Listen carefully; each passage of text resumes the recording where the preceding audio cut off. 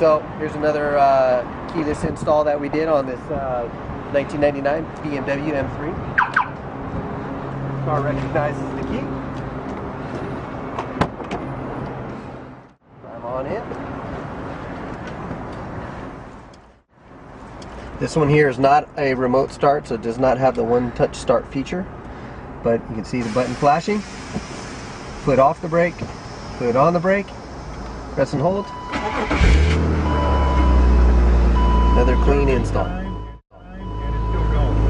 Turn it off. 1001, 1002. Finito.